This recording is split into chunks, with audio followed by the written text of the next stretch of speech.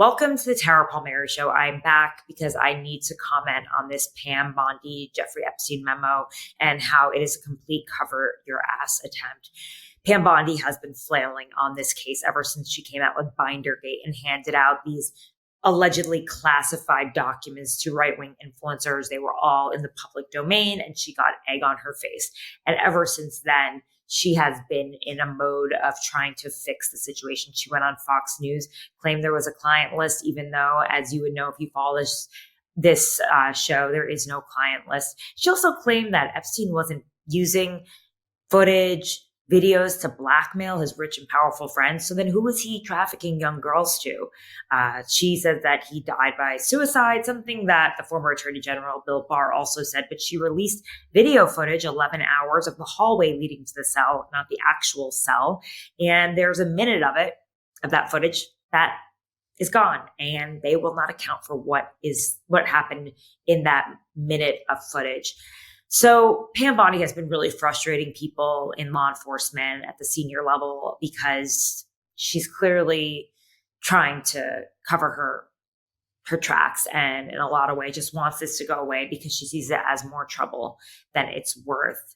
And, you know, the DOJ, I've been told, has been sitting on explosive evidence of John's young girls, video footage, pictures, and I was told that they were going to prosecute it, but it sounds like they're not going to prosecute these cases from Pam Bondi. So where does this all go? I mean, who is she protecting? Why is she doing this? It's certainly not politically expedient for President Trump anymore to keep the Epstein conversation going since Elon Musk accused him of being in the files. I wanted to weigh in on all of this on TMZ, so take a listen here. Go home, folks. Take your pitchforks. There's nothing to see here, is what the Department of Justice is now saying about the Epstein files and the Epstein client list and what they're saying about Jeffrey Epstein's death in prison. They're saying he was not killed. This is, by the way, 11 hours of video of the prison which they just showing released. That hallway where you would have to walk to get into his cell. And they're saying nobody got in his cell from the time they put him in there to the time they found his body. I don't know why they don't have video of the cell itself. You would think they would. Strange that they wouldn't in front of a cell where he Whatever. was. But that's the video they released. And they said there's no client list. Now, that's the one that really, look, the Department of Justice is saying this. And FBI Director Kash Patel said this last month. And people raised an eyebrow like, what do you mean that there's no client list? Well, it flies in the face of this is what Pam Bondi said on Fox News back in February. The DOJ may be releasing the list of Jeffrey Epstein's clients. Will that really happen? It's sitting on my desk right now to review. That's been a directive by President Trump. So have you seen anything that you said, oh my gosh? Not yet. It was like it was being dangled like raw meat for people to go like, all right, here comes this list. And then they just go, oh, never mind. Nothing there. So what was on her desk? Right.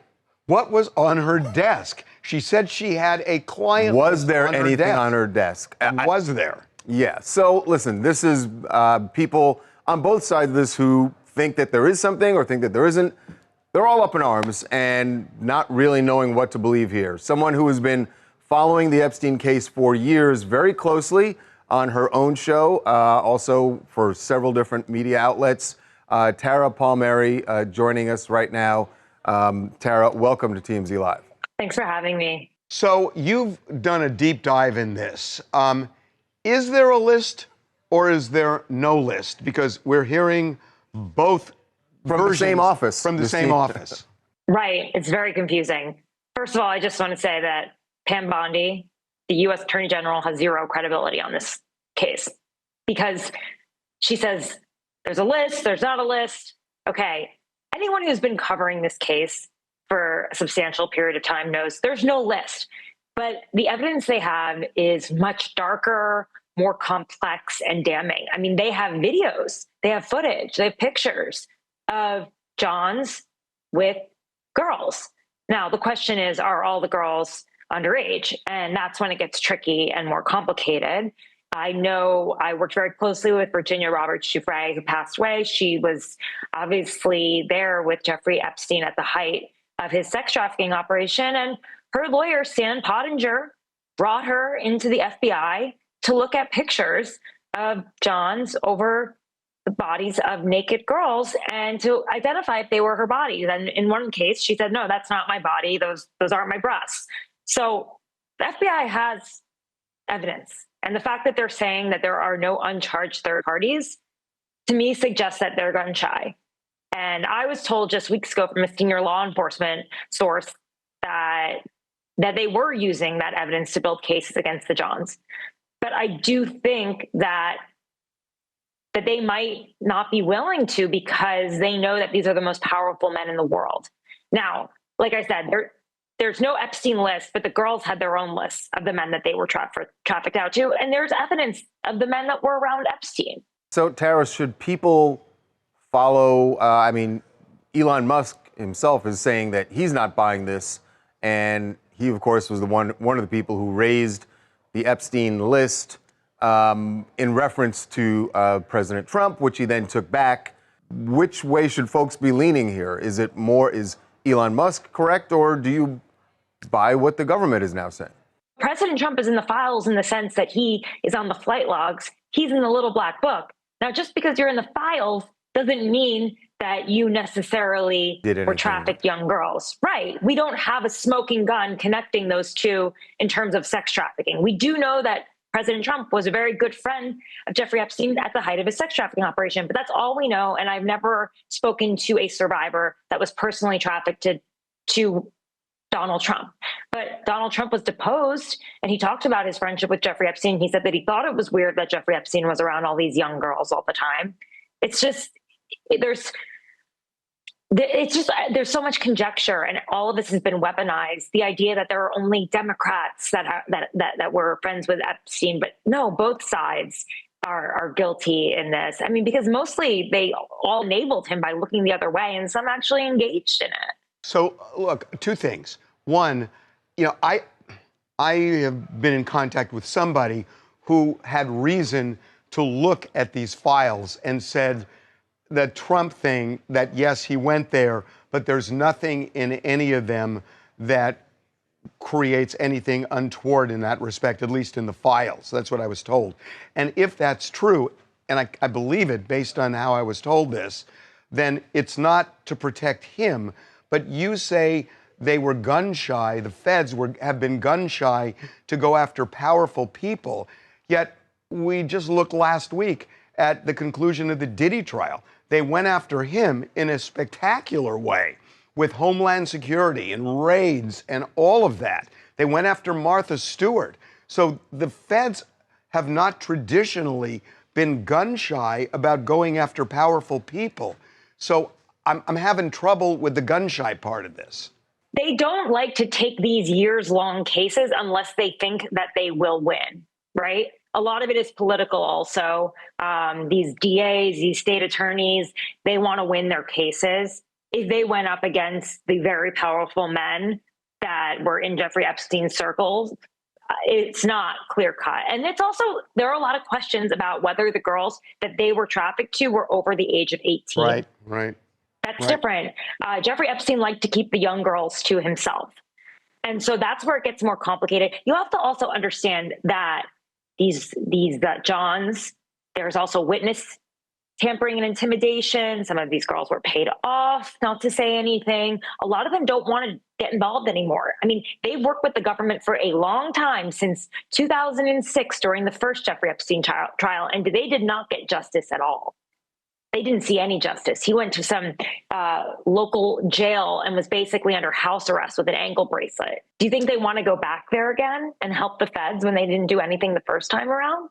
I mean, there's really been no justice in this case, and they're really disappointed. Will there be?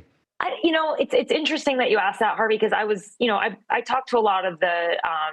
I talked to a lot of the victims. I spoke to Virginia Giuffre, and when Pam Bondi handed out those classified binders that had nothing classified, and then they were just the documents from the vault and really a lot of her case documents in there, she said she hoped for more. Elon Musk promised her more. Personally, Donald Trump said that they would actually release the files. But I was talking to Maria Farmer, who's a victim as well, and she said the abuse for me isn't sexual. It's decades of systematic government abuse from the top, and that's how they feel. It's just they've been let down for so long, and now you're just going to say, case closed. I mean, the closest bit of justice there's here is that Ghislaine Maxwell was convicted of sex trafficking. Does that? To who? To who? Who is she? Who is she sex trafficking to? Right? Yeah. So to the victims, that feels incomplete. That she was just a patsy. Yeah, exactly. Just one person goes down for all of this. It's convenient. It happened over a holiday weekend. I have been saying this for a while, that they even don't use the correct terminology themselves as officials in the Justice Department. She's saying that there's a list when everybody who has been covering this case and has looked through these files knows there's no list. And now she says there's a list. I just don't think that the Attorney General of the United States is a credible source on this case. Well, I know one thing: the conspiracy theories are not going to die down. In fact, they're probably going to get much deeper now. Tara, thank you so much for being with us. Yeah, we're so happy Obviously, you came on. The Tara Palmeri Show, you can see on YouTube, and also her Substack, The Red Letter. Really appreciate you being here. Thank you, Tara. Thanks. Thanks for listening to the Tara Palmeri Show. I want to thank my producer, Eric Abinate, my booker, Jane Fusco, and my team of researchers, Abby Baker and Luke Radel, and my social media manager, Sarah Carney. If you like this show, please follow it, subscribe, leave a written review. I'd really appreciate that, and share it with your friends. You can get more of my independent reporting by going to tarapalmeri.com and signing up for my newsletter, The Red Letter. It'll come straight to your inbox, and if you become a paid subscriber, it's a way to support my independent journalism. I'll be back again soon.